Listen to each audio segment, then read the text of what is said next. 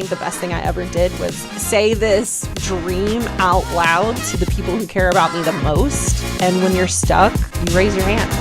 Having someone that can be there with you to navigate that without any sort of judgment. I'm Michelle. And I'm Whitney. This is the Use Your Fear podcast. Thank you. This has been so a much. brainchild of mine for 5 years. Yeah. It came around during COVID. I started noticing how fear was leading the conversation in the media, with conversations with my family, friends. And I was just like, there has to be some way to bridge this gap. And originally it was going to be called The Shit. It was about like getting through the shit to like become the shit, basically. And my mom was like, that's a terrible idea. And I woke thank up God she pitched in on that. I was set on that for 2 months. But my mom, I woke up one day and the words "use your fear" were just in my head over and over and over. And I couldn't figure out why. And so I Googled it, because that's what you do. And it was an Amelia Earhart quote. And it was, "Use your fear so it can take you to the other place where your courage is," or something. I'm butchering the crap out of it. But I was like, crap, this is it. This is my brainchild. Like, this is it. And I was like, surely someone has to have "use your fear" somewhere. And it was nowhere. Like, nobody has just the name "use your fear." And it was so simple. And so I immediately got the domain, and I immediately did the social media handles. And I was like, I'm taking this now. And then I bought all this stuff. And then I went to like figure out how to like plug in microphones and stuff. And I was like, this is Greek to me. Like, I have no idea how to do this. And so I would play with a little bit, and then, COVID happened. So there's enough trauma in the world. And finally, this year has been really hard on my health, actually. And so I got in touch with Whitney this year, and I was like, I have this idea. Now I really want to do it. Like, I really want to take off with it. And she goes, yeah, let's do it. And I'm like, what? And she's like, yeah, give me your stuff. And she started setting stuff up, and she's my chaos. Like, she's always been there to like help me decorate my apartments, and because I'm too afraid to put a nail in a wall. And so she's the reason why it's actually here. I'm like, I couldn't have done this without her. So, all right. So welcome to the Use Your Fear podcast, where we take everyday people that are in our lives and showcase their story and dive into who they are as a person. Today we actually have a doctor in the house. And but first we're going to start with High Low Buffalo, where Whitney and I are going to talk about our highs, lows, and unexpected shenanigans. Buffaloes. And Whitney, you're going Listen, first. No. I went first last time. You have to go first this time, ma'am. That's bullcorn. Okay. Let's see. You weren't ready. You weren't ready. I knew I you wasn't weren't. ready. I wasn't ready. My high is I just found out that my disability payment, I've been on leave, and that has officially approved. So that was a big high for me in my bank account. So that was great. And then my low was, what is my low? Probably turning on the computer and having we had some technical issues earlier where she couldn't even hear me. And so it was like scrambling to get ready before you even came on, so we look smooth, like we know what we're doing. But I just blew the lid on that. So, and then my buffalo is reading through Owais's stuff, like your profile, your experience. I've worked with you as Texas Tasty and didn't even know this other side of you as a doctor. And that has been really fun to stalk everything about your life. Okay, Whitney, how about you? All right. My high and my low and my buffalo. Oh, I would say my high is I slept in today. I slept till like 8 o'clock. That never happens. I'm up at like 5 and I slept in and it was beautiful. My low was as soon as I got up and had a cup of coffee, I wanted to go back to sleep. And I would say, I guess my other low would be is that my summer vacation is coming to an end and school is about to start back up. Wah, wah. And my buffalo. Hmm. Buffalo, I am going to Utah for Thanksgiving. We're going to go have Thanksgiving with my old madre. So we're going to go up there and hopefully have some nice cooler weather. I'm already looking forward to it and ready to get out of this heat wave. Every summer we I'm say, why do we jealous. live in Texas? Anyway, so our guest today built a foodie empire during college, and now he is saving lives in the ER. You know him, you know his blog or viral Instagram, Texas Tasty, but there is so much more to his story. And that's what we're going to dive in today. We're going to know the man behind the accounts and the white coat. So today's episode is titled The Texas Tasty Doctors In, a Conversation on Creativity, Courage, and Care. So Owais, welcome to the show. We're very excited to have you. Thanks for having me. That's a really cool title. I feel like it makes my life cooler than it probably is, but excited to be here and talk about all the things. Before we start, do you want to we gave you a small introduction. Do you want to give an introduction to yourself? Anything that we Like your missed? elevator Fun speech. stuff? Yeah. Yeah, so I mean, I would say I probably in my mind divvy up my life into kind of three parts. So one is the practicing medicine part, which I do, 10 to 12 shifts in the ER, which is pretty close to full time. Full time is maybe like 13 to 15, but that's kind of one big chunk of my life. Second big chunk of my life is Texas Tasty, which I like to frame as kind of food, pop culture, sports, and travel all across Texas. And so that obviously includes social media channels, website, podcasts, things of that nature. I've had three other folks that kind of help me run that. I get to do less of the tasting part and more of the businessy side of things on that. But yeah, that's still a lot of fun and gets me into some exciting things. And then the third kind of large part of my life, I would say, is STEM advocacy. And so STEM stands for science, technology, engineering, math. And that includes, I serve on like various committees, various boards. I have like a TV show in Houston that's around STEM, and just figuring out ways to get, young folks interested in the sciences and everything, and then finding ways to kind of make those careers sustainable because they are very like, high pressure jobs, or there's a lot of burnout. How do we kind of eliminate those things and have people that want to go into those careers? And so that's probably the third bucket of my life. And then yeah, and then I play a lot of golf in my spare time. There's not a lot of spare time, but when I do have spare time, I love playing golf. I'm like a 80-year-old man when it comes to my hobby. That's awesome. My husband is an 80-year-old man, or he thinks he is because he plays a lot of golf too. So you guys would have fun for sure. My husband does disc golf. Does that count? If you ask a golfer, they would say no. But I say whatever makes you happy, you should do it. That was his way of saying bless your heart. Yeah, no, I heard it. I heard it. I'm gonna tell him. So I want to jump into Texas Tasty. That's how I know you. We worked together for the restaurant brand that I've been a part of on a VIP event in particular, where it was like a VIP experience at the rodeo. It was really fun to have you there because we had multiple influencers there, and they brought their friends, and you brought your mom. It was the cutest thing ever.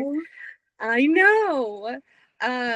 So she was the sweetest lady. But I definitely want to get into the story of how did Texas Tasty come about, and how did it evolve. So take it away.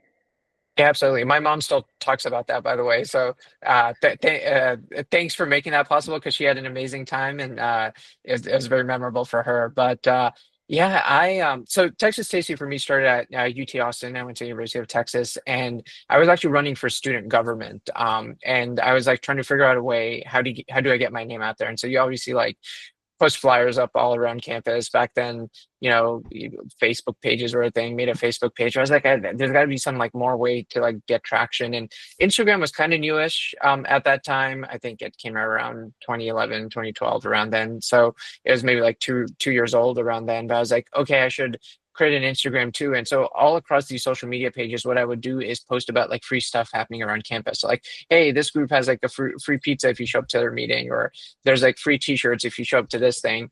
And the idea was like, hey, people associate this as like a resource, but then it's my account and they'll like, hopefully vote for me. And so I'd like sneak in like, hey, vote for me for the student government position I'm running for.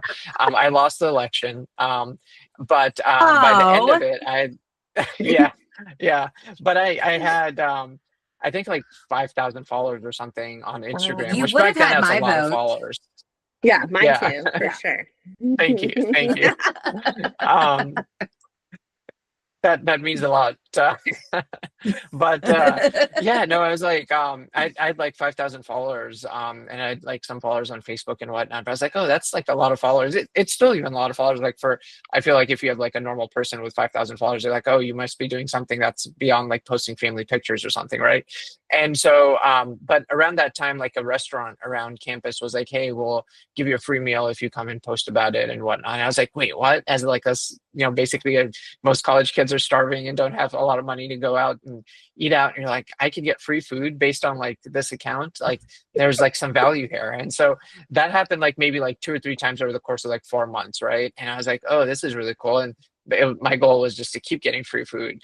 And so I kept posting just to obviously keep it active. And then maybe like 8 months into it, 9 months into it, the following had kind of gradually grown, and another restaurant had reached out that time saying, "Hey, we'll give you like a gift card, and free food." And I was like, "Oh, wow, there's more value exchange here." But that was the start of like, okay, there's something where people value like the number of followers you have. Businesses value that, and I was always like business minded. I was the kid who would like on Black Friday would buy like stuff and then flip it on eBay and like make pocket money that way. And so I was always like a business minded person. It's like, okay, there must be a way to like charge these businesses now, right? It's going beyond free food. And so the first like quote unquote brand deal was like for a local restaurant that paid me $100. I was like, this is like the coolest thing ever.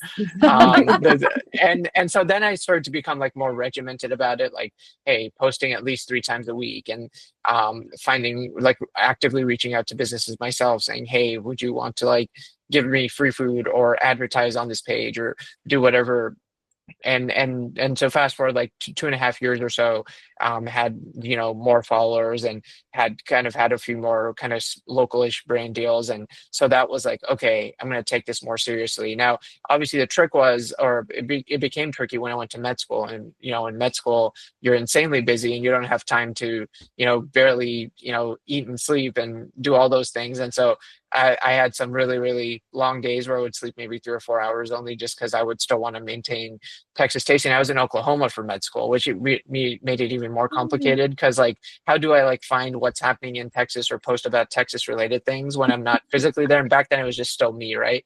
And so my brother thankfully was at UT Austin around that time, so he would like funnel me things happening around Austin, or like if we got invited to like some type of event, I'd be like, hey, could you go, that kind of thing. And kind of continued with it, and eventually got to a point where it's like, okay, at this point, obviously we're having like more substantial brand deals, and they're bringing in like real money, and so I could hire someone part-time and kind of slowly grow it. I would say for me, one of the other realizations was like, okay, there's lots of social media pages with lots of followers. How do I set Texas Tasty apart? And so for me, that decision was like, okay, A, doing more than food, B, creating a website around it, like, and having different sections and travel guides and things of that nature.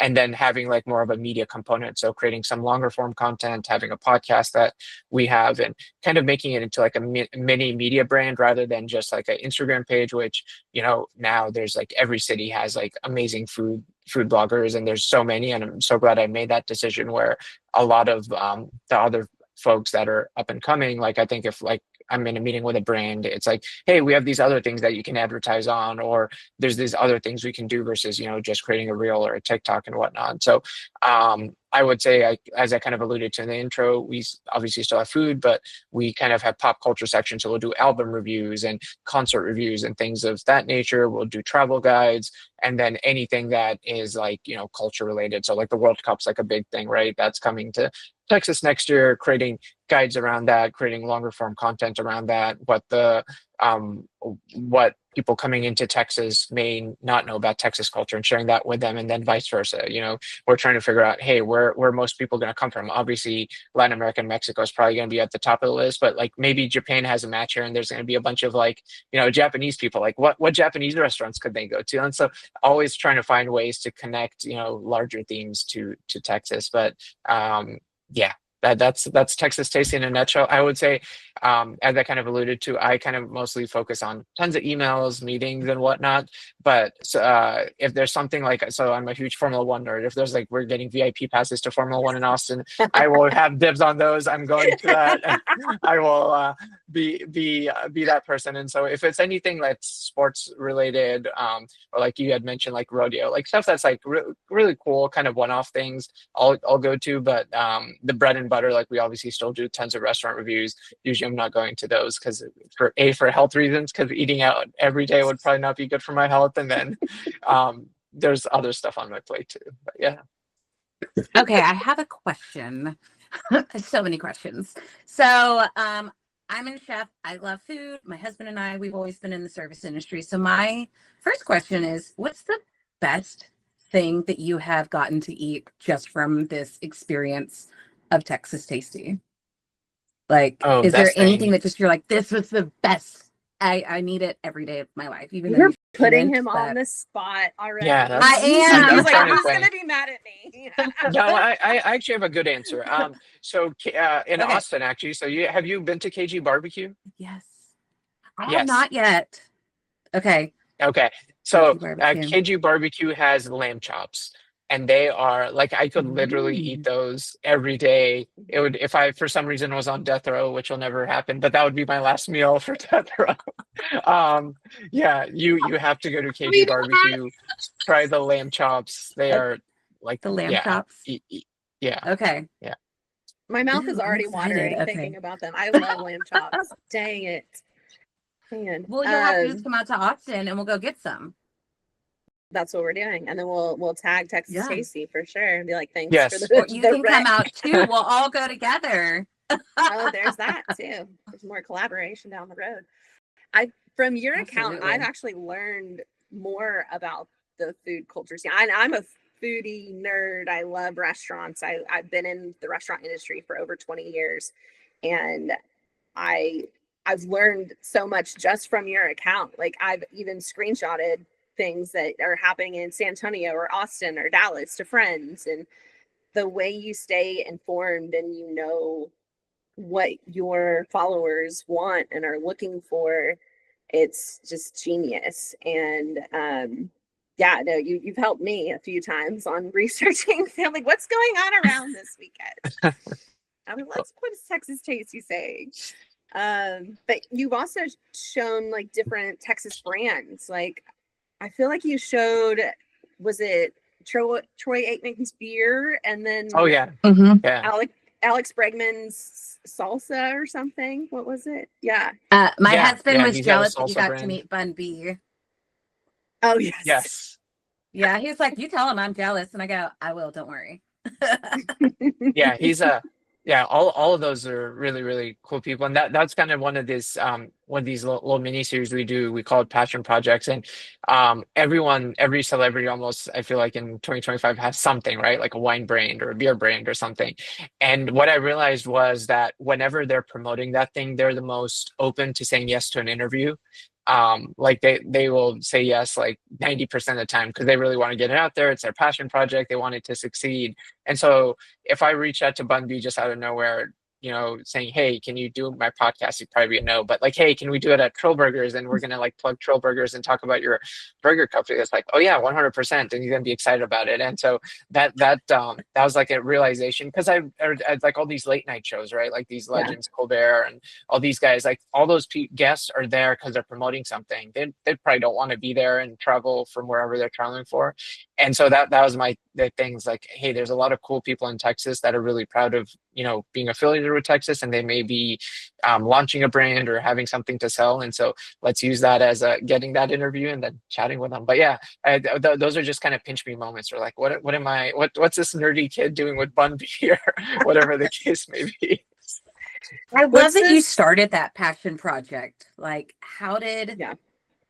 that develop for you? Just because you're right, like, getting people that have the small project, everyone does have something nowadays. Like, they will say yes, but how did that just pop in and say, we're going to create this?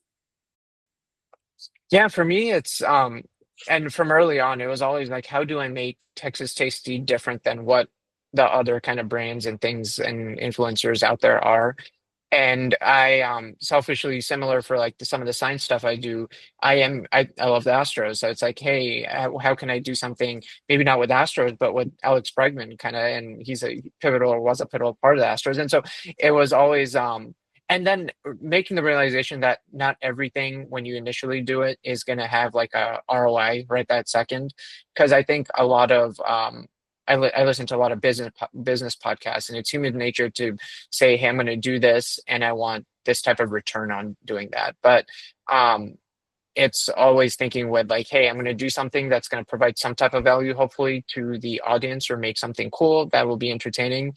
And maybe like the first few episodes is, it's not going to make me any money. It'll be something that we spend money on, and then maybe we get a sponsor at some point, and then it becomes this, thing that actually is ROI positive, but at the same time still creating cool content. And so I think that was like it, or that's the human nature hurdle of when you're starting something or like a mini project, or it costs money to hire a camera crew and get editing and travel to Austin to do an episode on barbecue or whatever the case may be. But in the long run, those things I feel like have paid off. And then even if this the series itself maybe at some point it gets sponsored but doesn't get sponsored later on, that's still okay, because then other like one-off brand deals you may be doing around just social collaborations and whatnot, they see that, hey, you did something with like an A-lister in sports or music or whatnot, and they want to be affiliated with that, even if it's something as simple as like, being the thumbnail next to that brand or person or whatever the case may be. So I think just thinking big picture, and sometimes it's hard because you want to think about like, hey, this month what were the ROI positives and negatives, but you have to force yourself to think of it from a brand perspective, which is not always easy. I want to get into a little bit of maybe the fear side too. So, because, we're talking about use your fears. So you've created this amazing platform to help just keep the education of what's going on in Texas, like our local, our near, our, the things that are here to the community. And as you've said, you've gotten to interview some A-listers and stuff like that of things that they're doing. It's got to be nerve-wracking bringing on somebody that you're sitting there with and you're like, oh crap, I don't belong here. Like, what was that like? And like, how did you move through that?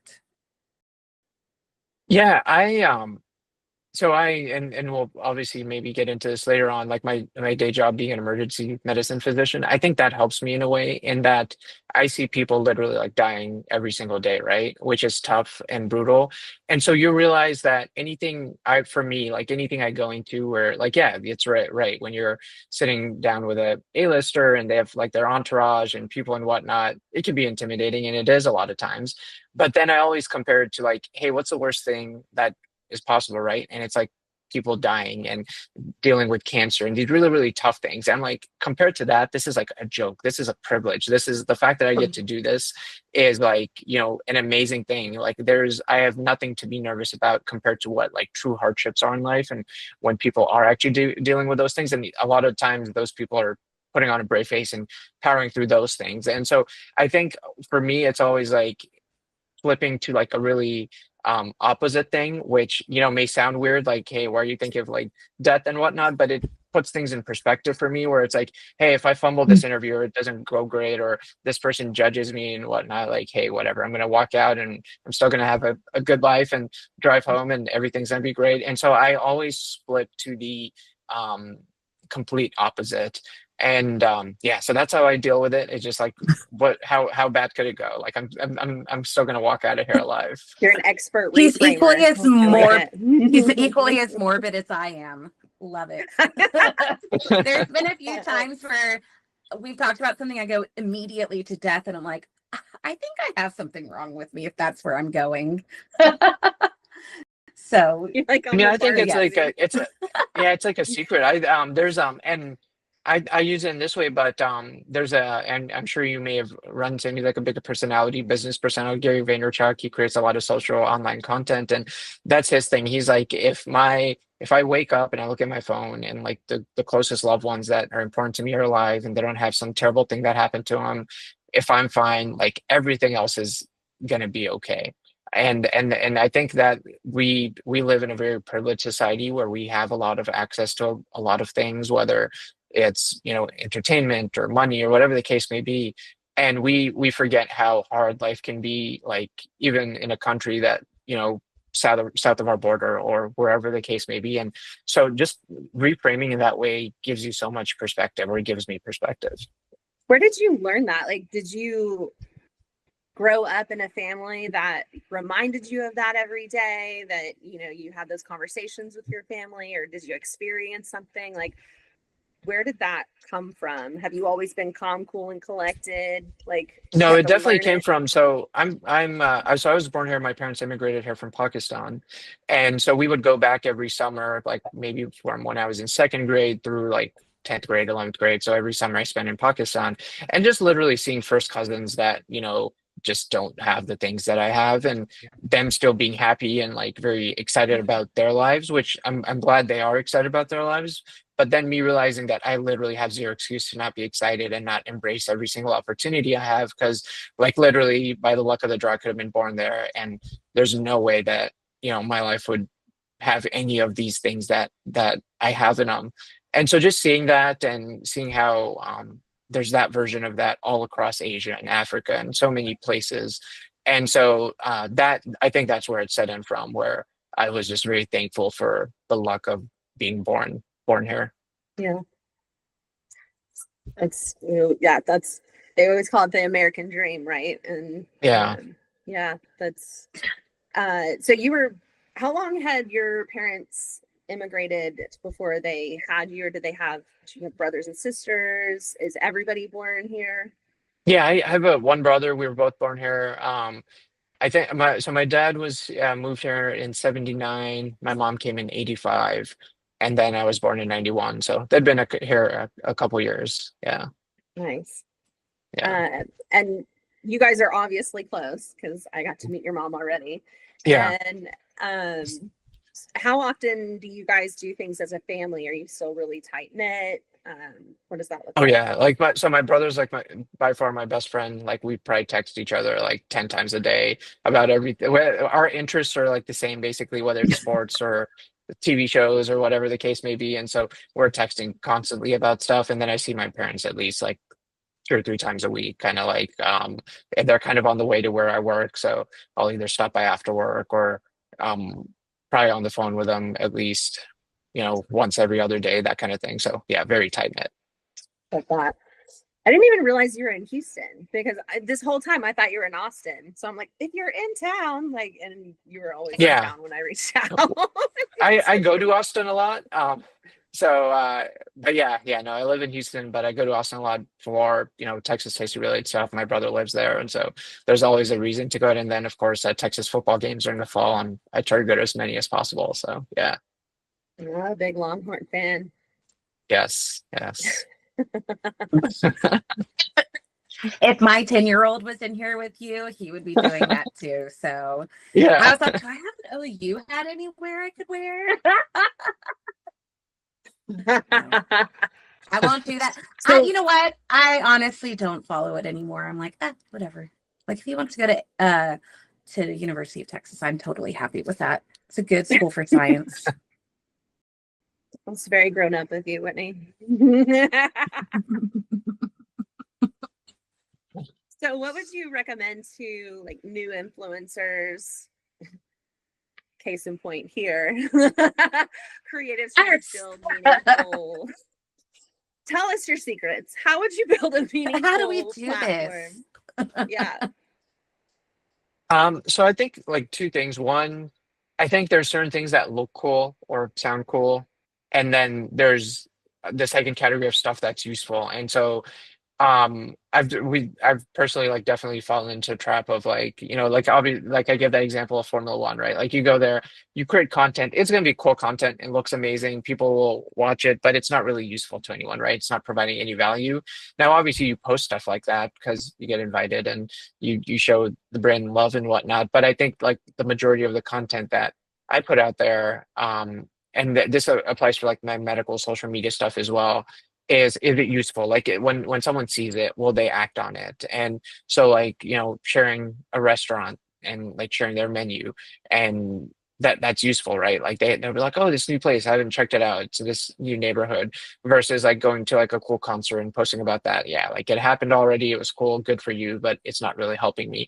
And so leading with, stuff that helps people and kind of obviously makes it useful. And then the second thing is finding the platforms that are still growing. So like the mismatch of content versus content, the audience side. And so Instagram is obviously very saturated, and there's more content than there are users. And so of course, yeah, there's probably many examples of some account in, some vertical that opened last month and that has hundreds of thousands, if not millions of followers. Like, there's the all stars that obviously exist, but that's probably not going to be the majority of people's experience. And so finding platforms that have that mismatch of audience. And so I think TikTok is still at that place where obviously it's probably one of the largest platforms, one or two, but it's still got probably not as much content. And then even if it does, their algorithm is made in a way,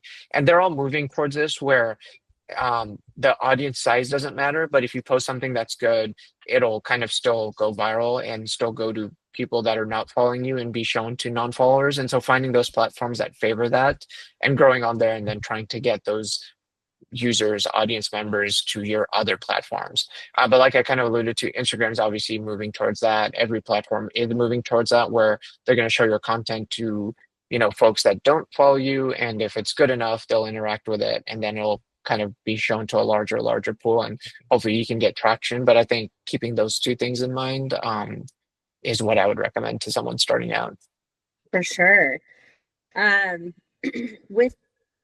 With Texas Tasty and the growth that you had there, and then you become a doctor, how I'm sure there's lessons learned from Texas Tasty that you actually took into becoming a doctor. And not only that, like, you're an ER doctor, you're there 10 shifts a month, and you also are a host of KPRC STEM City, and you also travel all over the world. You were just in Amsterdam recently. So how does Texas Tasty, how did that evolve into what you do now? Did that enhance your outreach in media and whatever you do as a doctor?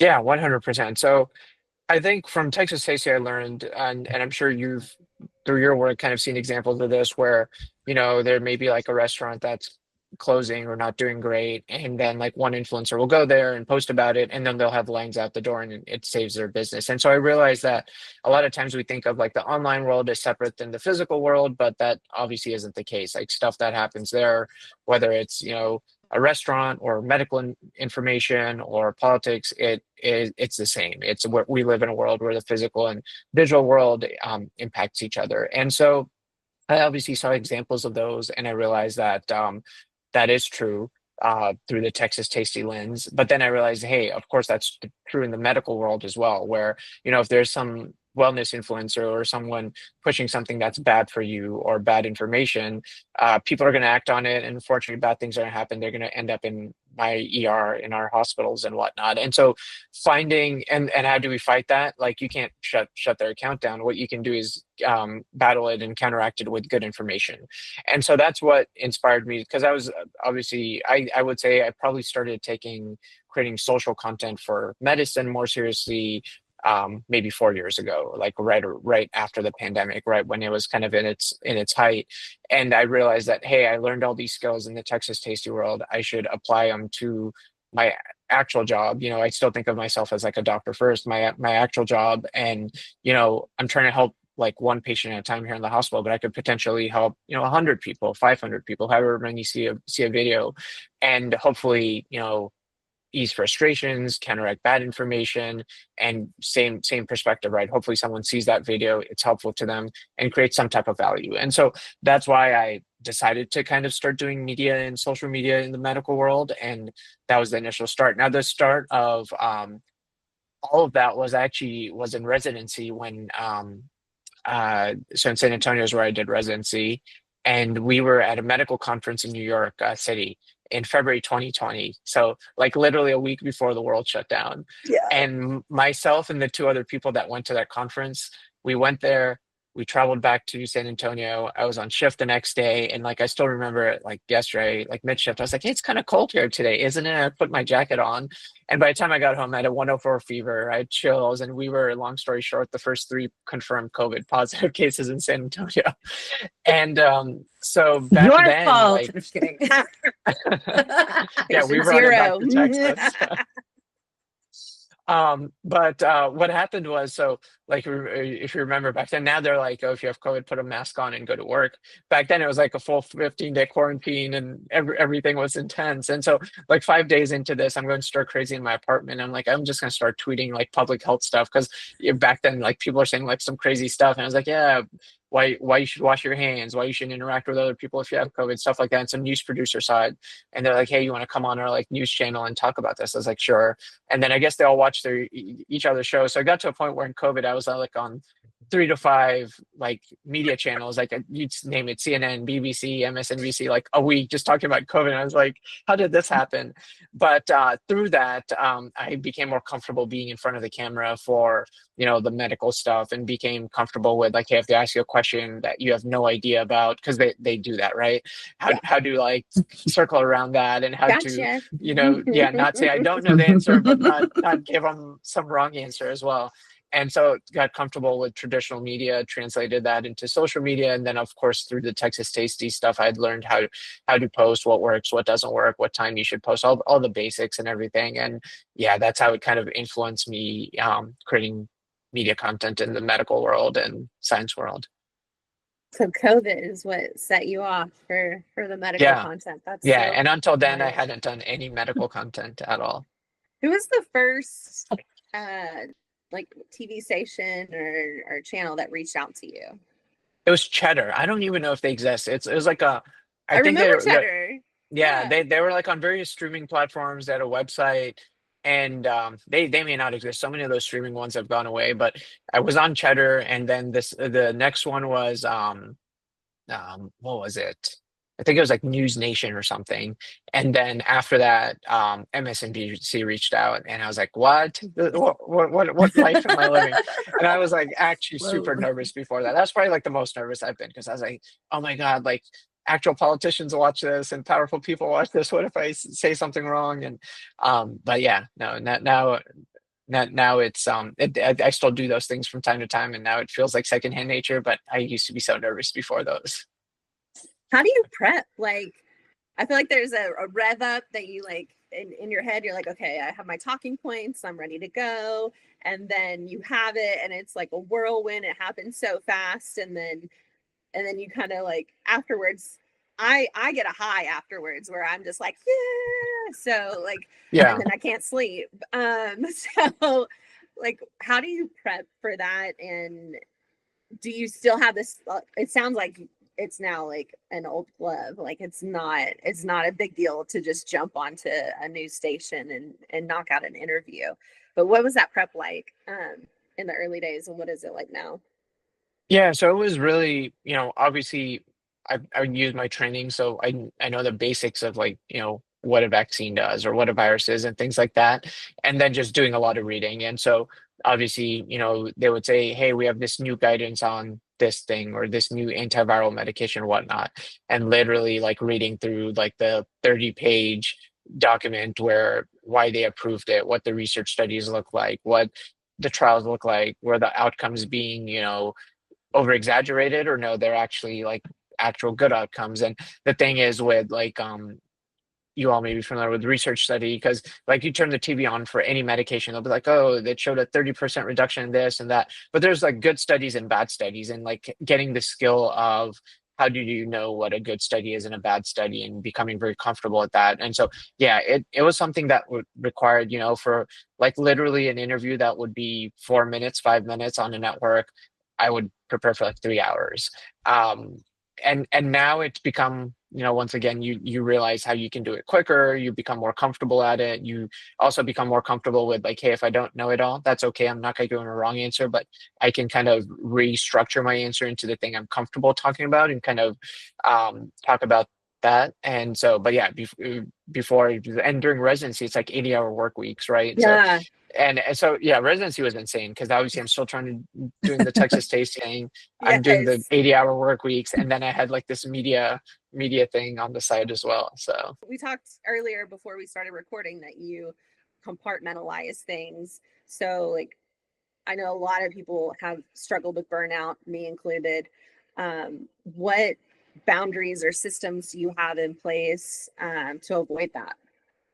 yeah, so during residency, I mean, I would say I didn't balance it. You just don't sleep as much and you try to do as much as possible. And I think that is like kind of a like with society talks about, like balancing it and having it all, but I think a lot of times it's just unrealistic and we have to be true to ourselves and know that you're not going to be able to do that at every single point in your life. There's going to be times where you have to make sacrifices, and if you want the things that are on your like vision board and whatnot. And I realized that like the media stuff I was doing, it's led to an insane amount of opportunities in the medical world that wouldn't exist if I hadn't done it, but I made a sacrifice at that time to position myself as someone who does go in the media. And it wasn't easy as well because like I would have like my bosses, my attending physicians that were training me, like I could tell like a lot of them were supportive, but some of them would have that like, hey, you're a trainee, like why are you on CNN, and like I know more than you, why is this the case? So there's like one instance where I had like a conversation where it was like very confrontational, and so just powering through that, kind of living in your own world and saying like, hey, these are my goals, I'm going to do it as long as they're not explicitly going against someone's like, hey, you shouldn't do this, and still doing it. But I survived through it. And then now it's much easier to balance just because obviously I'm not in training. I work 10 to 12 shifts a month, which, if they're night shifts, then like the next day is a wash and you're tired and whatnot. But it's still not working as much as 80 hours a week. And so now I think my superpower, secret power is I can very compartmentalize these different things. And so if I'm at work, I don't even think about Texas Tasty or any of these other things. It's literally the patient in front of me, doing the best for them, kind of making sure that they get the best care that they need. And the nice thing with emergency medicine is you're never on call. You don't have like patients that you see in clinic or anything. It's like once you leave, you're done. And so when I leave, I do have this, I like to say, like a superpower where I never think about work. And so I see a lot of tough things, but thankfully I don't bring them home with me. I don't think about them. And when I'm in a meeting about getting some real sponsored or whatnot. Like that's all I think about. I'm not like traumatized by what happened yesterday at work or anything like that. And then the STEM stuff is easy. For that, a lot of times I am interacting with kids and whatnot, and they're always excited, they're always high energy, and you're like, hey, that was me, having these dreams and aspirations. And sometimes you don't think of what you're doing as cool or as looked up to, and but you're like, oh wow, these kids are asking me about like emergency medicine and what can I fix a cat, and or what if a cat got a cut or whatnot. It's like, no, that's not what I do, but if you got a cut, then we could do this or that. And they're so curious about it, and I'm like, okay, this is cool. Like they're interested in what I'm doing. It's cool, and it makes me look at it through that different perspective. And so yeah. If you need some intense questions from a 10-year-old boy, I have that 10-year-old boy for you. Brilliant. Awesome. He has theories about how Pluto was put together and the solar system and all kinds of things. So I did a thing for like first grade teacher invited me to speak to her class, and it was about like STEM stuff and STEM City and whatnot. And it's funny that like they'd be like, oh, we saw you did an episode about NASA. How do you make a rocket? And because they're just like, oh, you were like yeah, in this NASA thing, so you must know everything. And then I'm like just trying to like piece together. I can't be like, hey, I don't know, because they're like young kids who want some type of answer. So then I was just like piecing together like, hey, there's like fuel and it burns and it leads to force going this way. I'm like, man, my physics teachers would not be impressed. How did the show come about at KPRC? And I know like you do more than just medical information for STEM. You do it all. So how did that all come about? Yeah, so during all the COVID news hits I did and still do, I got hate mail, right? So I would get hate mail saying, "Oh, you're just a pharma shill, or you're just peddling the company line, or whatever the case may be." And thankfully, once again, I have really thick skin, did not affect me whatsoever, but it did make me question, like, yeah, it's interesting why people are acting this way, right? And I don't really know the answer to that. Most people don't know the answer to that. There's a million reasons. But my kind of what I said on was, I think as a society, we've gone away from thinking of each other as humans and putting labels on everyone, right? Left or right, or you work for this company, or you're in this state. And we just label everything that exists in that realm as like good or bad. And that's all. You dehumanize, you don't think of people as humans. And so my thing was like, hey, maybe if because there was this stat, right? If your doctor tells you to get a vaccine, you usually trust them, you usually get the treatment. But if you have like a national public health official tell you to get it, the trust level is like almost non-existent. You think they're out to get you. You think they have some other motive. And so it made me realize that, hey, when a human's in front of you and you have that relationship, we trust that and we use our instincts, and that relationship's different. And so I felt like STEM, and this may exist in other parts of society, but STEM in general fell into that trap of like, we've moved away from humans, and we're talking about like health organizations or tech companies or these mass conglomerates, and we've gone away from like the humans that power them, right? Where there's a lot of negative conversations around AI and technology, but my best friend in college works in that space, and he's not out to get me or design an algorithm to like get rid of my job. And so telling those stories, now obviously all these conversations are nuanced, there's bad actors in every place, I'm not saying I'm naive, but I think telling more of those stories. And so that's where that idea came from, where a lot of young people maybe see what's happening in the news and in STEM, and they're turned off by it. So creating like human examples of the people that actually work in STEM. And then we've had a shortage of people going into STEM for my entire life, and it's particularly bad amongst women and minorities. They have an interest in STEM, and then when they get to like 12th grade or college, that interest drops drastically.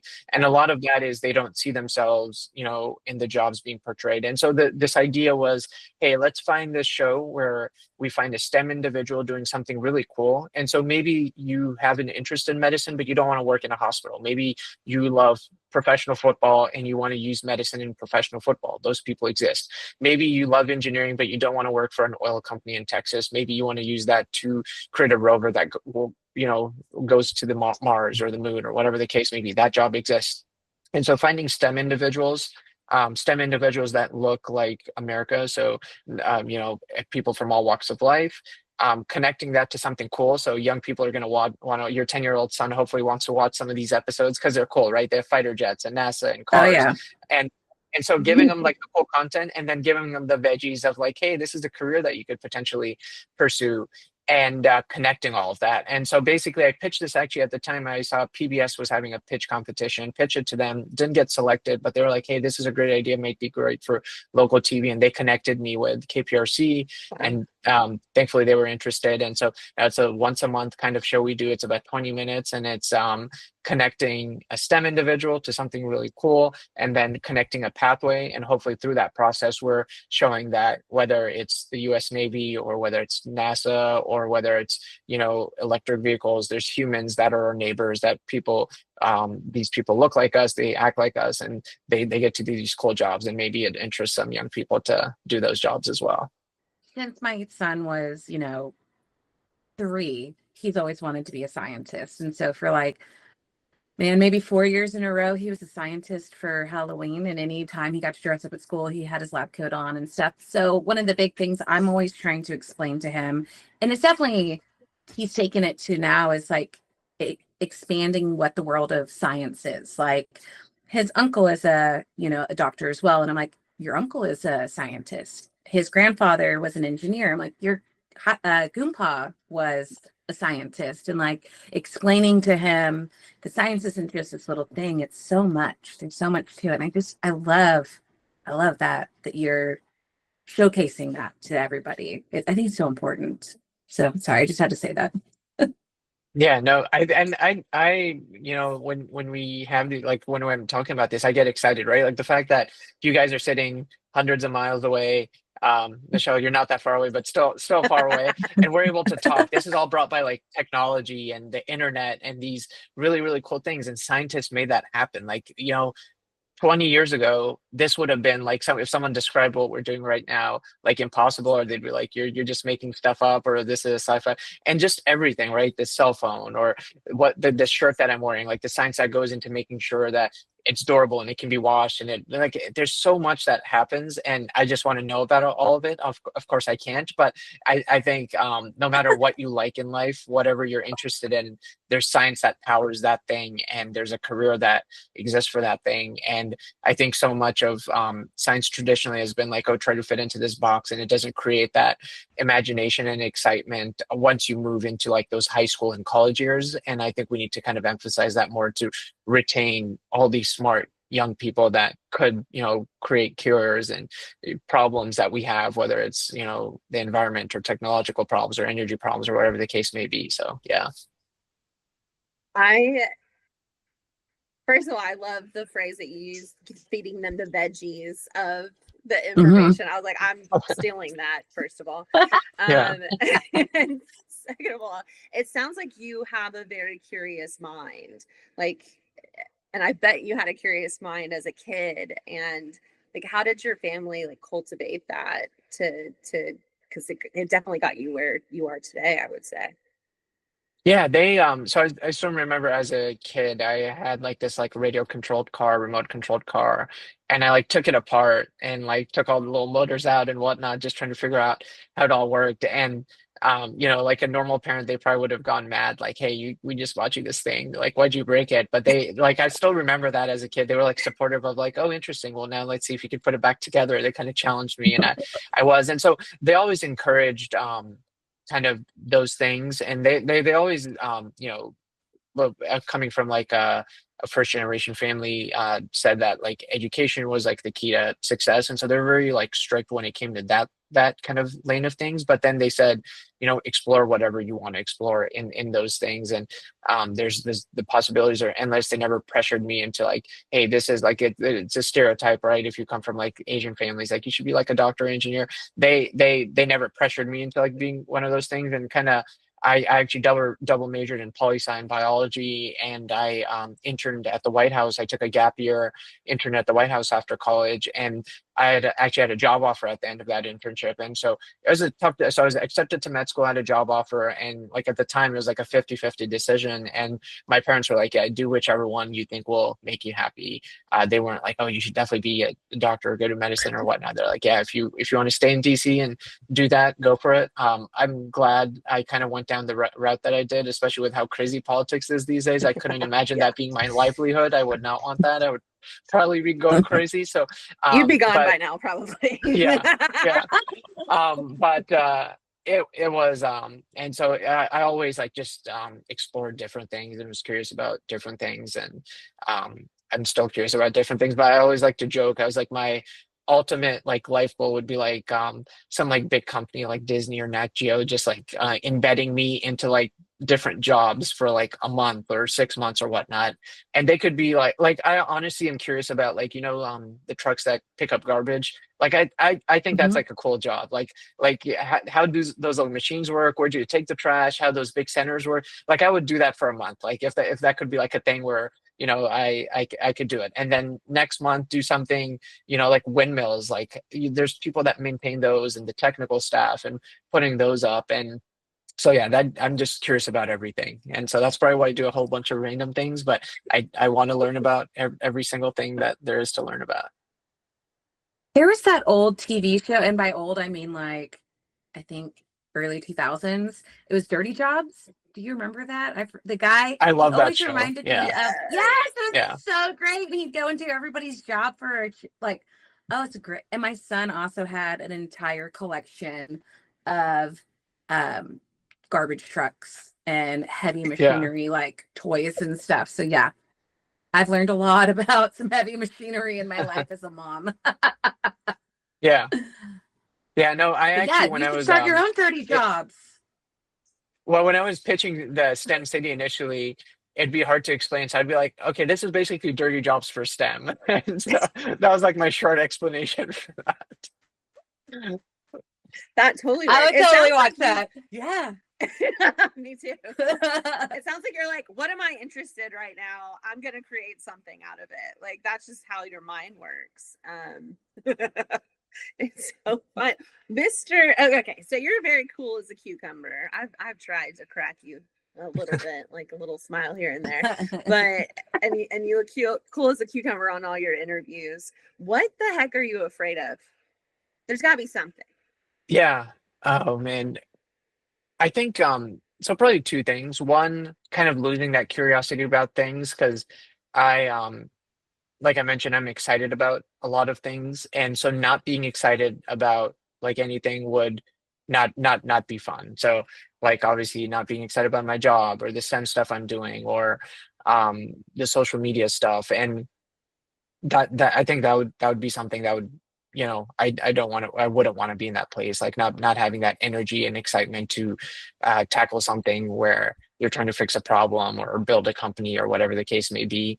I think that would yeah, that. And then I alluded to it, like a loved one like not being well Mhm. or not being healthy, and that kind of thing. So I think that would be at the top of the list, a loved one, not being well or healthy, because thankfully, knock on wood, hasn't happened to me like in my close knit family, and so I don't know how I'd react to that, how that would make me feel. So that would definitely be number one, and then number two, kind of professionally, amongst all the things that we talked about, not being excited about those things. Yeah.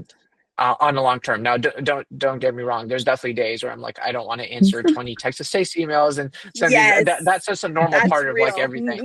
That's totally real. I'm not saying I'm like 10 out of 10 excited about every single thing I do in every single one of these You're things. But not?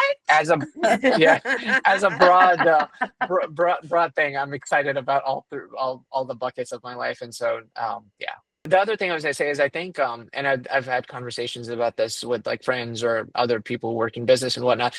I think it's okay to not go 10 out of 10 with everything that you do, right? So I will, there'll be like a month or 2 weeks where the Texas safety front, I'm not giving it my all, and I know that, and I give my permission to do that. So in my professional life, like obviously the medicine, if I'm there, it's always 10 out of 10. People's lives are at stake. That's a non-negotiable.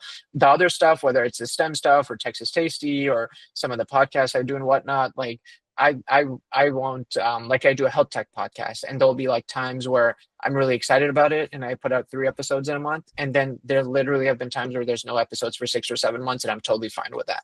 And I think a lot of us, you guys are obviously creatives as well. We like put a pressure on ourselves to like be very regular, or like you have to do it no matter what.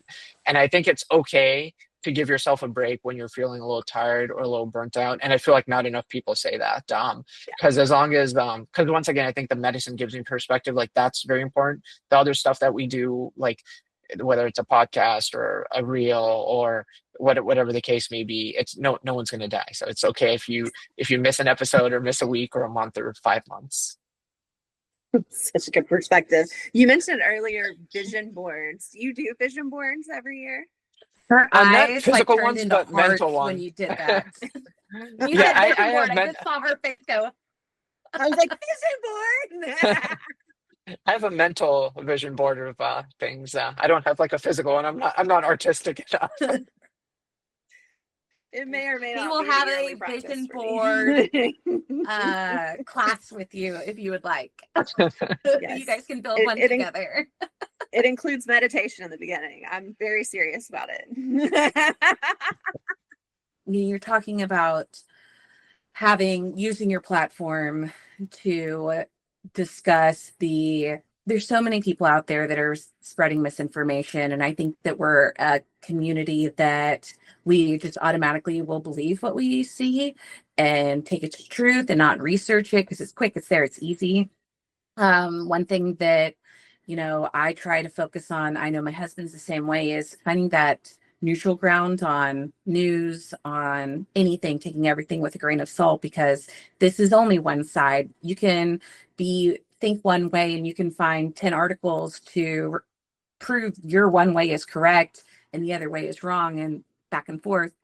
If somebody is truly questioning medical things, obviously they should go and see somebody or talk to their doctor. But is there anywhere that you would recommend just for an average person to go and kind of look maybe through, where they could say, is this factual or not, or get a little bit more in depth before they can talk to their doctor? Yeah, so I would say, yeah, agreed, right? You can literally find some paper somewhere for anything, any claim that you make. And so it's hard. And so a few things. One, medical society. So like any specialty has a medical society. So like for emergency medicine, it's the American College of Emergency Medicine. For OB-GYN, there's a American College of Obstetrics and Gynecology, and that exists for every society. I think they all have like large advocacy arms and patient advocacy arms. And so I think going to them, and they are very close to the science. They are rooted in like cutting edge papers that come out, what is acceptable, what's not, what old treatments are not recommended anymore. And so going to their websites, going to their kind of patient advocacy sites, I think is a good place to start, where they are not going to have any motive other than the science. Obviously people are going to use AI, chat GPT, stuff like that. I would say if you're using AI, and that's, I mean, it's going to happen, right? We can't live as a medical community, we can't live in a box and say, oh, we're going to tell people not to do that. They've been using Dr. Google for 15 years. Now they're going to use Dr. GPT for the forthcoming future. So I would say use this is actually built for physicians, but you don't have to sign up or anything. You can go to it's called Open Evidence. And so it's basically exactly like ChatGPT. And what it does is you can ask it something medical and it'll give you a ChatGPT like response. But what it does is it cites every single source at the bottom. Nice. And it doesn't give you the answers based on what's on the internet. It gives you the answers based on what are in medical journals. And so once again, you're getting stuff from medical journals. And so Open Evidence is something that I've played around with. I'm a huge tech nerd, and so I'll be on shift and I'll be like, this is what I'm going to do. I wonder if this is confirmed by what Open Evidence will say. And so I'll ask it and be like, yeah, it's pretty much in line. And so I've been very impressed with it. Now, once again, you should never get your medical advice from AI or the internet or anything like that. But What do you mean? Knowing that, knowing that people will use websites and stuff like that, I would recommend those kind of two sources. That's a good. We're gonna link that. And if you have any other like patient advocacy, like go to websites, like we would love that link. all of them in the show notes. That would be great. Absolutely. Yeah. Yeah. I'm gonna definitely look into open evidence. Me too. Because Michelle learned she has a bunch of different new food allergies, so she plugged them all in. I mean, it's a lot too. So she'll be like, "Can I eat this?" And then ChatGPT will be like, "No, you are highly reactive to pineapple." She's like, "Oh yeah, I can't have that." I forget there's so many on the list now. I found out I have asthma at the beginning of the year, so then I dove into my allergies, and then now it's like that's taken over my whole life. Yeah, and especially, yeah, you're a foodie. I imagine that's tough as a foodie. Yes. Yeah. Food is my love language. Like my Yeah. husband and I, like that is how we bond. And so I've Yeah. been on immunotherapy. I've graduated to once a month shots. So Yeah. I'm looking forward to eating on the reg again. I miss it so much. We had a 30-minute text conversation in our group chat about pies today. I know, and I avoided that. Well, now I have to ask, what's your favorite pies for each one of y'all? No, it depends. One, okay. I do love a good like apple pie with vanilla ice Yeah. cream. We did do so we at Thanksgiving I have tiny little pie pans and my son and I will make a pie flight of pie. So we'll make different pies. My husband loves buttermilk pie. There's some strawberries in there, delicious.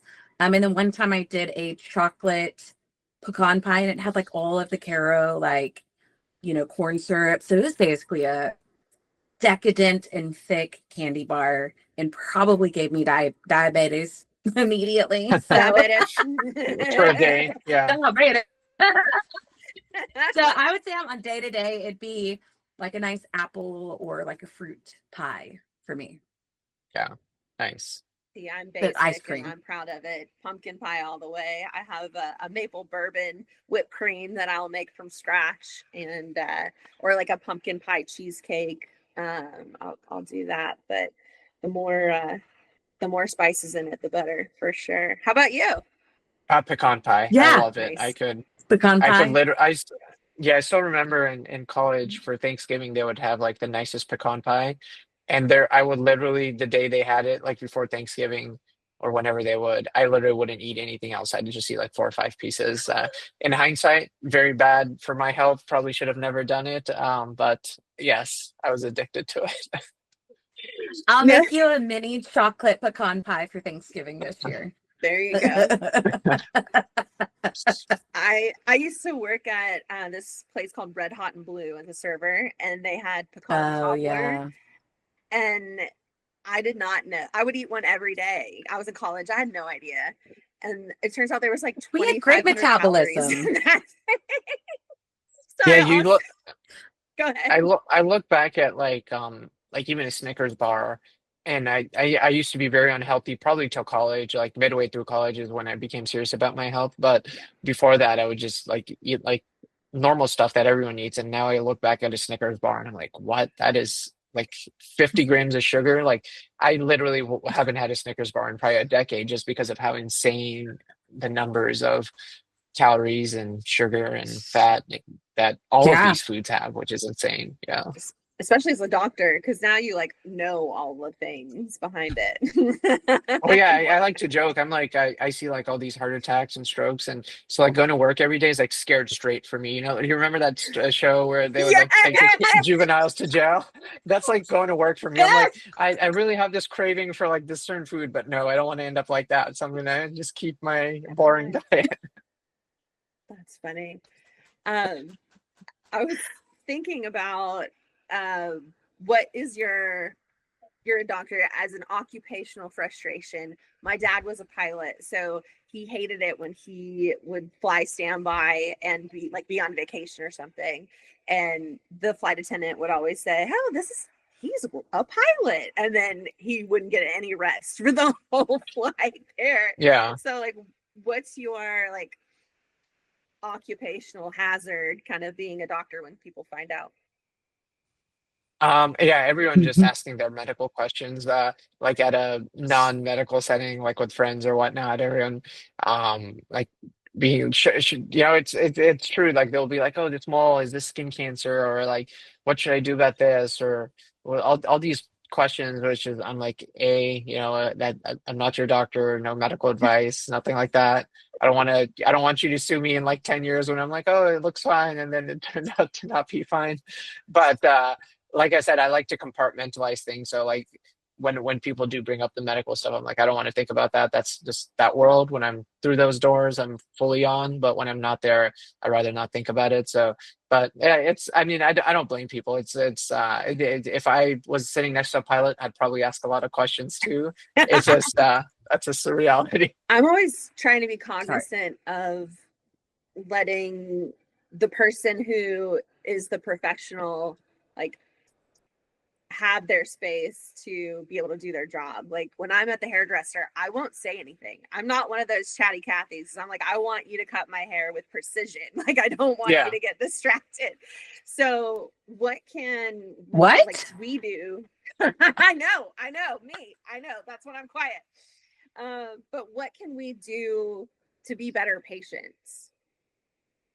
Yeah, I would say a lot of or not a lot, but some people come in and they'll be like, I need this test and I need this MRI, and yes, that they'll lead with that. And I think so I'm all about patients taking ownership of their health, of like asking questions and all that. I encourage all of that. But I would say let the doctor kind of do their exam, share their thoughts on what tests they may or may not want to order, what their treatment may be, and 90% of the time, by the end of it, you'll be like, that makes sense, and it'll go well. But I think usually when a lot of people lead with like, hey, this is what I need, from a physician's point of view, it's like, okay, now you're just kind of telling me what to do. I'm not like, it kind of diminishes like all the training and the things. And a lot of time when we walk into rooms, we'll like look at your old records and history and have a good idea of what's going on, and we'll share that. We'll be like, oh, it looks like in 2018 when you had this ended up happening, so I'm worried this may be happening again, and we'll do this and this. And so obviously kind of going with all that, and at the end, if there's like, hey, would an MRI be helpful? Would this test be helpful? Ask those questions. And obviously it's your health, your body. You should be able the physician should be able to explain everything they're doing, why they're not doing certain things. And so I'm not saying like just sit there and be quiet, but let them kind of do their thing and then kind of have that conversation. And I think that kind of, from my perspective and speaking with colleagues, goes much better in terms of that being like a collaborative relationship and both parties kind of being on the same page and obviously getting you to feel better. But I think leading in with like, you're going to do this and this, automatically no human wants to be told you're going to, do this or be commanded to. And then it just creates a place where you're starting from almost a confrontational place. Yeah. Combative right away. And it's like, I'm here to help you. Like, yeah. No, that's such a good point. I've had some good conversations with doctors because I just recently, like, I actually pay attention to myself, because before it was like I didn't know anything was wrong until I'm basically on fire. So I will, like, I've had good conversations with my doctors where I'm like, they'll ask me things. I'm like, what specifically are you looking for me? Because I don't know, like, what my symptoms are until you run through, like, if you think it's this, what are the symptoms of that? Because I'm not just going to go out and tell you. Yeah. And now I've actually, like, I have notes now where I have like all of my symptoms that I've ever had. Cause I'll go to the doctor and be like, I just don't remember. And now I have a medical journal that has like all of my doctors and my family history and my past doctor's visits and what are the notes from that I'll take, and calendar and all that. And that has been like life-changing to organize. So I now like don't have to think about what medicine I'm on and how do you pronounce it and spell it and all that. Well, you're a model patient. I would encourage everyone to do that, especially when you're coming to the ER, where it's definitely going to be probably the first time I'm seeing you and I know very little information about you. And when a patient gives me like that card of all their meds and their previous surgeries and everything, like I look at that and within 10 seconds, I have like a really good idea of like your history and everything.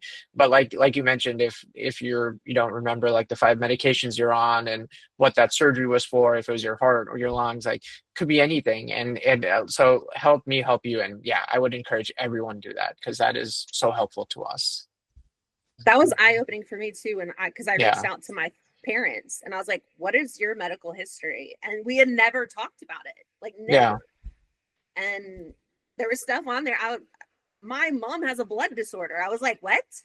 Like, what do you have? Like, yeah. I you never told me this. So it's just crazy It's how like important. people are just yeah, parents are just living their lives, but they don't think, oh, I need to make sure my kids know, this too, in case they need that information later on. It's just things that people don't think about.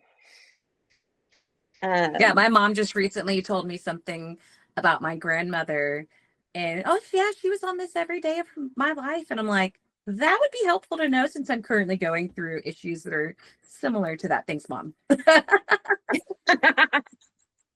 Yeah, I feel like that's another one of those things where as a society we don't talk about it enough, but like you said, it's so important knowing that history. And maybe a loved one is sick and they can't speak for themselves and a family member shows up and can provide that history. But if you don't know and your family member doesn't know, then it's kind of tough.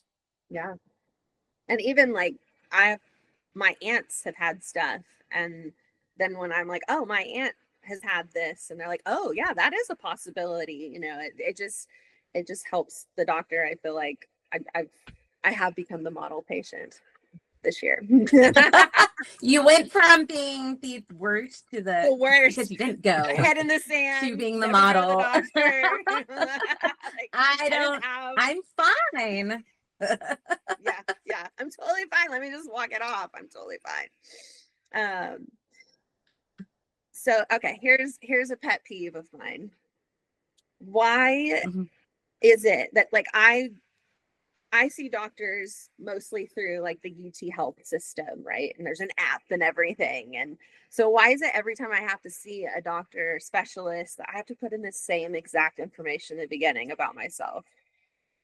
Yeah, I agree. It's really annoying and it's a pet peeve of mine as well. So one problem is we don't have like a national patient identifier system, which in my opinion we should have had a long time ago, like your social security number or things of that nature. And so because we don't have that, what happens is every hospital system and every doctor basically has their own records, and so everything's fragmented. So you could go to the hospital across the street and have had like a $10,000 workup the day before you show up to my hospital. I may not be able to see that. We may have to repeat a bunch of things. We have to ask a lot of the same questions over and over again, and it's really annoying. And so I think that needs to be fixed. And then, yeah, like you mentioned, you may be within the same system, but if you're seeing a different doctor within the same system, they're going to ask you all the same questions again. I think that's, the it's unnecessary. What they should do is it's crazy to me. You still go to a doctor and they give you like a paper thing to fill out and check yeses or nos. Like it should be an iPad and it should have all the stuff from maybe like another specialist you'd seen within their system and say, hey, does this still appear correct? Are there new medical conditions or new medications maybe you started on? And that's just healthcare, unfortunately, being very traditionally slow to adapt technology and every aspect of healthcare. Because even though it may seem like the same health system, if you go to like their medical center location, it may have different affiliations and different kind of payment models compared to their community location. And they may not want to share that information, or their systems may still not be talking to each other. And so it's just mind blowing, especially when like I work in it and I'm like, why can't I see that happened at, the sister hospital for the hospital I work at? And that'll be the case so many times. And that's there's no good reason for it other than the system is very inefficient. The clinics or hospitals that have your data want to keep your data because that is valuable to them, and they don't want to share it with others. And when they do share it, their systems might not talk to each other. They may be using even like the inpatient, so like the hospital, if you're admitted, they may be using one electronic medical record system versus the clinic system. And so it's just so fragmented. And yeah, it hurts the patients. It makes us give less than ideal care. And yeah, it's something I'm very passionate about and I talk about all the time, that it needs to be fixed. And until I would say the financial incentives for these hospital systems and clinics are there to fix it, they're unfortunately just gonna kind of keep going at it. Can you put that on your vision board next year? Yeah, it'll require a little more than just little old me. But no, there's lots of people who, know everyone knows it's a problem, everyone talks about it, but um yeah, hopefully it'll get fixed. And obviously with AI and healthcare, lots of things are kind of being improved, streamlined. AI is smart, so it can kind of break through some of the barriers between the electronic medical record systems and kind of unify them. And a lot of these things get coded, right? So like for you mentioned asthma, like it may say asthma is the billing code for that is like I010. I'm just making this up.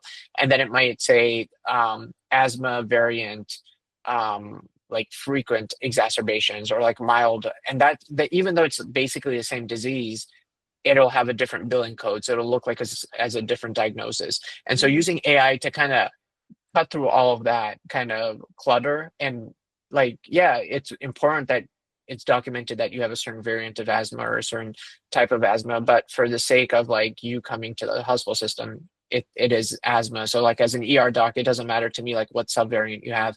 Asthma is asthma, and maybe AI can kind of help kind of declutter some of those things. Now, if you're going to your allergist and a specialist and you're on your third different iteration of medication to kind of treat your subvariant of asthma, that is important to them. So yeah, they should have that information. But kind of using hopefully AI and kind of newer technology to kind of break through some of those barriers where it makes our lives easier and patients' lives easier.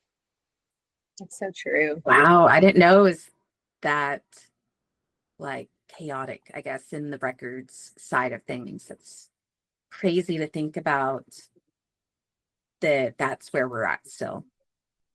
That we're not, and communicating as well.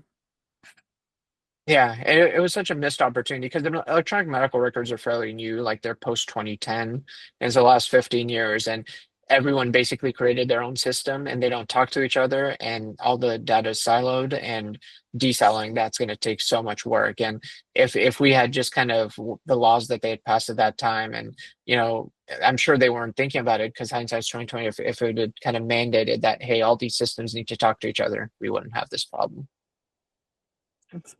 Funny, my psychiatrist is not in the UT health system, and so I'll go and they're like, oh, we sent you a message through the platform. I was like, yeah, I can't keep up with platforms anymore. Like that's why I stick to one place.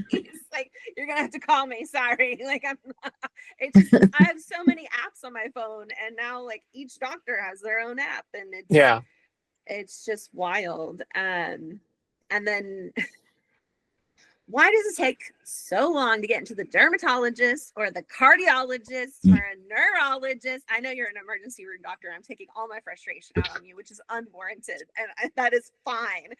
But dang it, like we have a friend who had a stroke a couple months ago. He can't see a neurologist until November. He's going to my neurologist in September. But and that was the earliest he could get in, and he had his stroke in March. And so I connected him to them in March, and then everyone else was like November. So it's just all specialties are hard to get into. Are we missing people? Do we not have enough that specialize? And I was told, we don't have universal health care because Canada, you wait 10 million years for an appointment. It's like, no, I do that now and I pay out the wazoo anyway. Exactly. I can stop. Yeah, no, that's the problem. We just don't have enough of all types of doctors. And primary care, we obviously don't have enough of, but specialists as well. We just simply don't have enough. And how it works in the US is basically, and don't quote me on all the exact statistics for this, but basically Medicaid is how residency programs are funded. And those numbers really haven't been expanded since like 1996. And so basically the number of doctors that residency programs for like neurology or fellowship programs for cardiology or whatever the case may be are the same. Now, if you have private dollars and foundations, sure, you can create programs and whatnot. And that's how they have grown over the last, few decades. But that's obviously not going to meet the needs of like an entire country.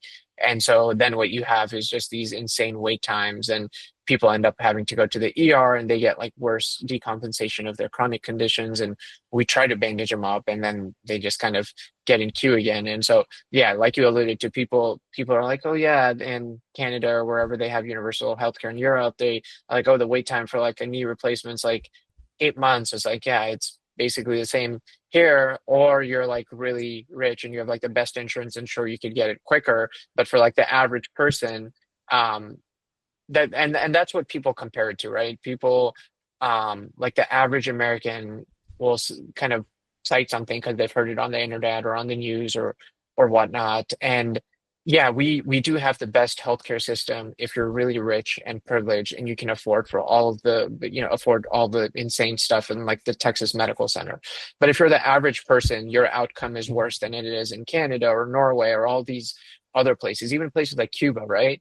And so it's everyone just likes to think like, hey, if this were to happen to me, I would be the exception or I would get the best care.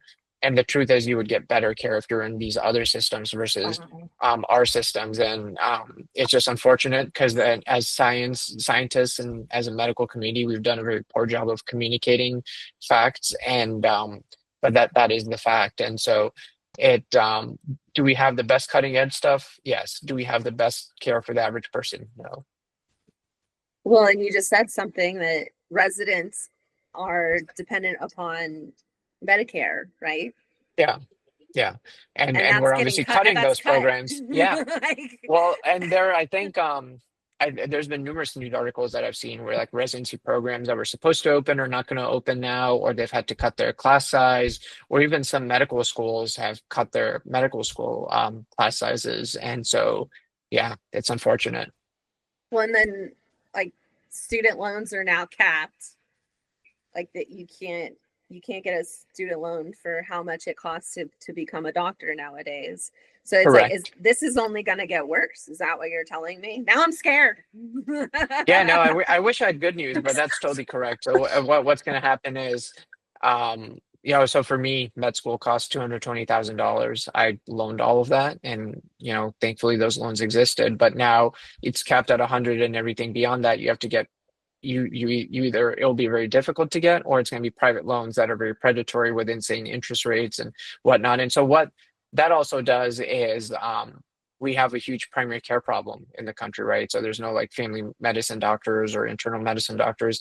And so then when you get these insane amounts of debt, you may want to go into specialties that pay more. And nothing against, like dermatologists. We definitely need dermatologists. There's still a shortage of dermatologists, but you may be like, hey, I can make like, a third more or 2 times more if I become a dermatologist. And people want to kind of seek these specialties or subspecialties where they can make more. And then there's going to be a lack of things like psychiatrists or primary care physicians or OBs. And so it's just going to make the problem worse. Less people are going to be able to go to med school. It's going to be kind of more the well off. And then even if you go there, you're going to want to obviously be able to pay your debt off. So you're going to go into specialties that pay more, which is going to kind of skew away from specialties that we have a need for. And yeah, so I wish I could say it's going to be better, but US healthcare is a mess right now. I mean, not to sound more doomsday here, but we are talking about fears, right?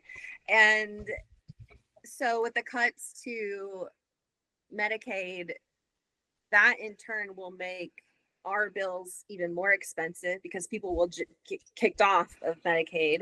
And so they'll go in uninsured. And so then the hospital bills get crazy. They can't pay their bills. OPS, a law was just passed where your health care on your credit actually hurts you now. It does it before it didn't. That's new. I just got that alert. And so it's just, yeah, I'm freaked out. Sorry. Like I didn't mean to go down this like dark hole, but it's like you don't realize how much, it's weird. It's like the healthcare system is fragmented, but it's like you impact one thing and it's like all the pins fall down. Like it's a Rubik's cube of everything. Yeah. Yeah. I mean, like with Medicaid, obviously people are going to get kicked off. So they're still going to show up to the ERs, right? They're going to have to go to the ER. We'll take care of them. They're going to be able to pay their bill. the hospital's still going to want to get paid. And so they're going to just negotiate higher rates for their other patients with the insurance companies. They're going to pass those on in premiums to insured patients. And like you mentioned, it's all connected. And so it's just so frustrating when people, like I'll see online, they'll be like, well, I'm not on Medicaid, whatever. It's not going to affect me. Yes, it's going to affect you. And when you go to the ER, it's going to be way busier and you're going to wait longer because there's going to be more people at the ERs. And so, yeah. You know, we were going on about the different types of specialties that are out there, and oh, you could make this much more in the specialty versus this. Like, you chose to be an ER doctor. Like, what pulled you to that versus, you know, going into a specialty? Because I think there's something special about ER doctors. Yeah, so I mean, it is exciting, right? There's something exciting, maybe like the pain of like not knowing what's gonna come in the door, but like you go to work and there's no schedule. Anything can come in the door, could be any patient from, you deliver a baby to someone who's 85 on their deathbed and everything in between. And so that excitement of like you don't know what you're going to see that day, and you're going to be able to use your problem solving skills and training to tackle those, that there's an excitement to that. And then on top of that, I am someone who I like to fix a problem. And then kind of once the boring, in my opinion, boring stuff starts, I pass it on to the internal medicine doctors who are really good at that. And so someone comes in and they have like, they cut themselves and there's like a massive bleed that's coming out, some blood squirting out of their arm. I can fix that really quick. And then maybe they'll need surgery to like, do some minor cosmetic repairs or whatnot.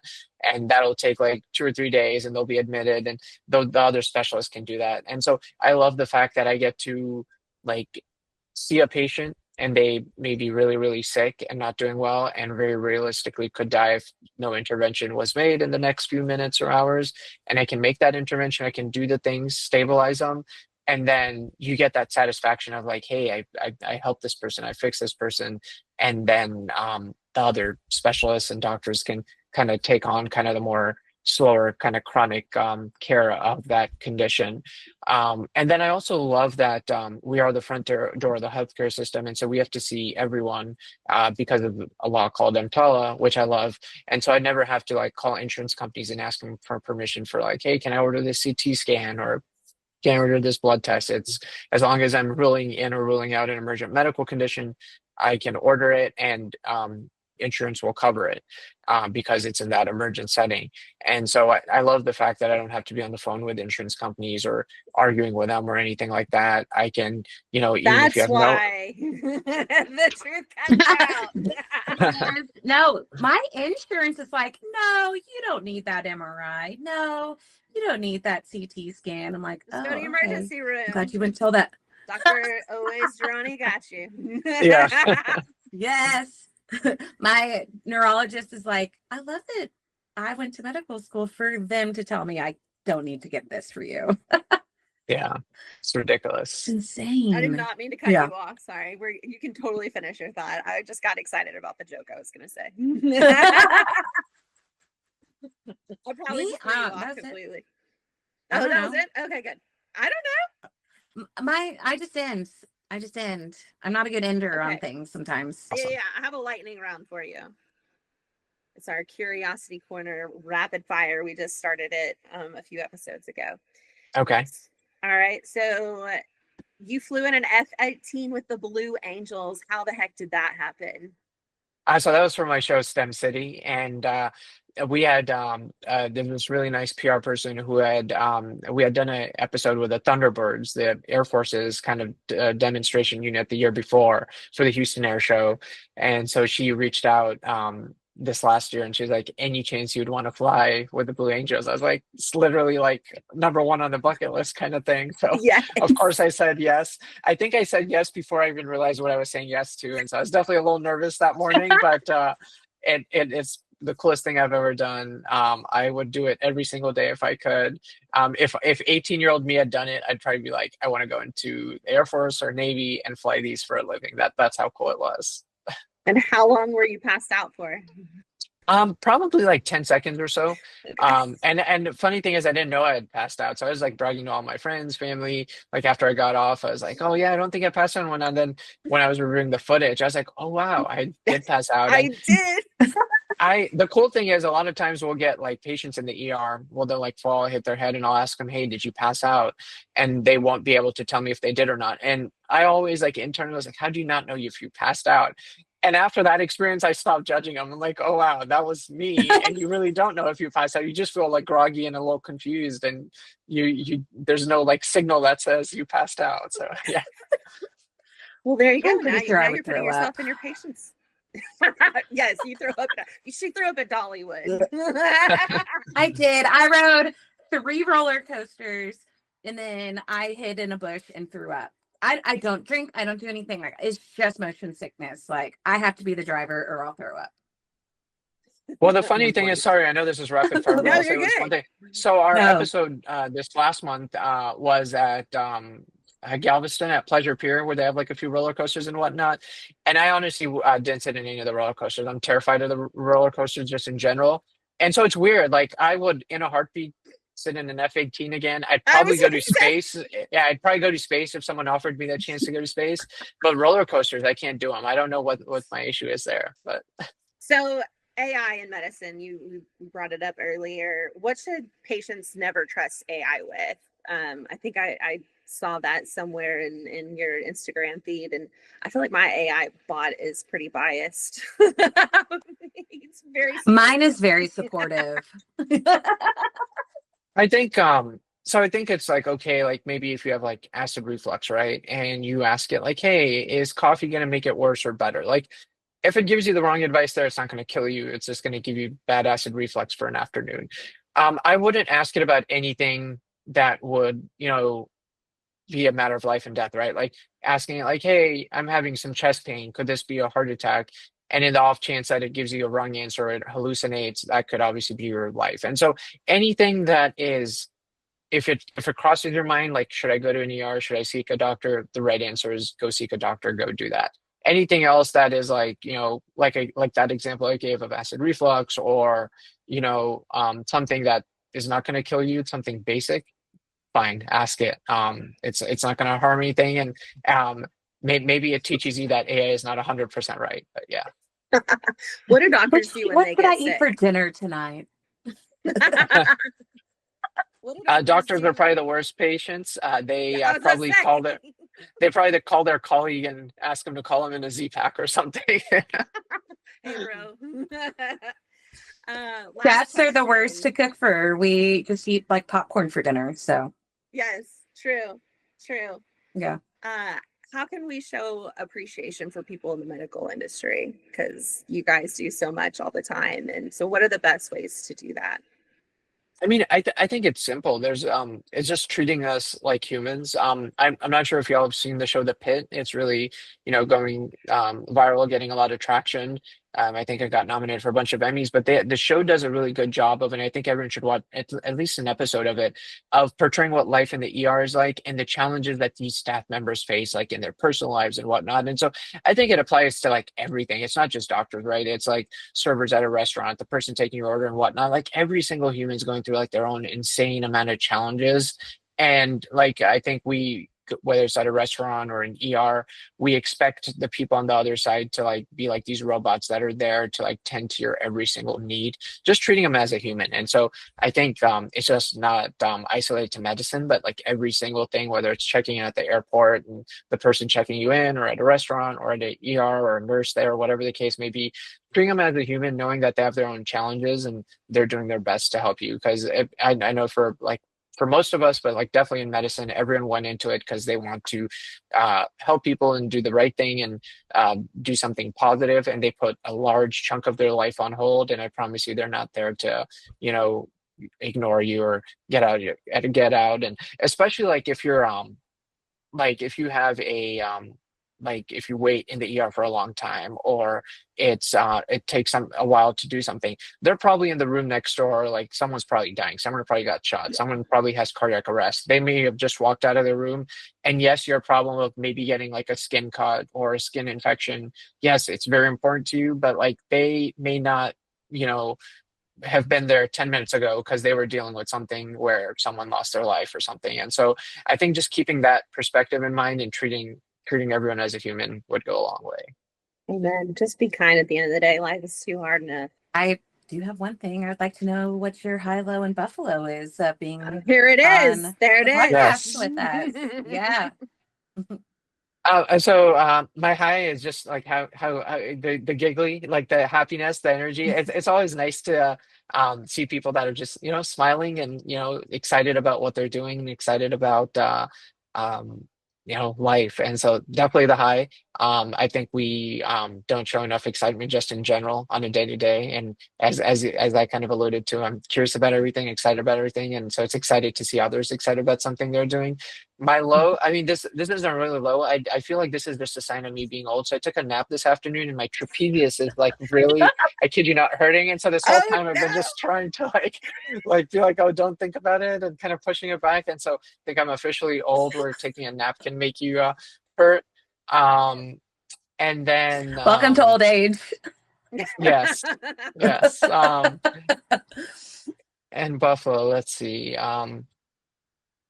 I love in particular both of you, how you all are curious about being better patients, about it's what's the word for it, um I like to hear that, from a patient perspective, from people who interact with the healthcare system, they want to know about it. They want to know about how they can be better patients, or how better to use the system and whatnot. Because a lot of times you think people don't care or whatnot. So it's interesting to know that that kind of thought and frame of mind exists from the other side, as you all obviously are customers of the healthcare system, patients of the healthcare Yes, we system. are. So that's interesting. Yeah. And we all are. We all are. But yeah. But when you're obviously on the other side of it, providing healthcare, you don't always think about the other side of things. So it's definitely interesting. Yeah, that's what we talked about the most is, making sure we bridge that gap, to understand the other side, because that's what it really every episode comes down to the language and communication that happens between the different sides. Yeah. And so that's what we really wanted to hone in on. And we have more questions, but you have dinner and you need to go have dinner, because if you stay with us, we'll keep you another hour, and you don't want that in your life. So Nobody Hey, needs mate, that. once y'all are like on, in a year or 2 years or 3 years, we could do a catch up and oh, we totally will. keep the conversation Yeah. going. Yes, we would love to. Love and it. then I'm we'll get self-inviting input and myself everything. in the next few years. I love that. Done. Come on. You are welcome to come Awesome. aboard. Well, thank you again. Thank you for being our fan. We're a fan of you, and keep doing what you're doing. And just thank you from the bottom of our hearts for being a part of this. No, yeah, absolutely. Thank you so much. Thanks for the invite. Always good seeing you, Michelle. Nice meeting you, Whitney. Hopefully we can meet in person at some point. And Yes, Absolutely. please, yeah, and please tag me and whatnot. And anytime this comes out, happy to amplify and share anytime. awesome. Well, thank you Absolutely. guys. Thank you for listening to Use Your Fear podcast. Oh, great. You can watch full episodes on YouTube, listen on all major podcast platforms, and support us on Patreon for additional cutting room floor footage. Follow us on all social media and visit our website at useyourfear.com to connect. Or if you've got a fear story to share, we'd love to hear from you. Please share and support so we can continue to have these meaningful conversations so others know they aren't alone. Have a great day. Have a great day. Bye. Bye.